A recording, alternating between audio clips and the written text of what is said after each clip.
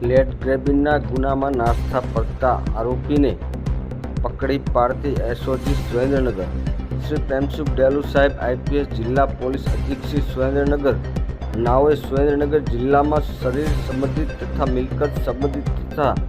અન્ય ગુનાઓ ડિટેન કરવા તેમજ નાસ્તા પડતા આરોપીને શોધી કાઢવા સૂચના અને માર્ગદર્શન આપેલ હોય,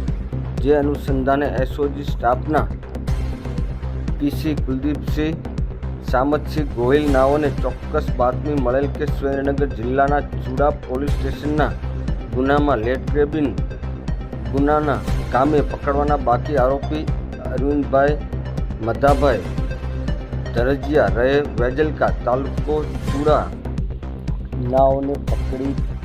અને આગળની કાર્યવાહી હાથ ધરવામાં આવેલ છે.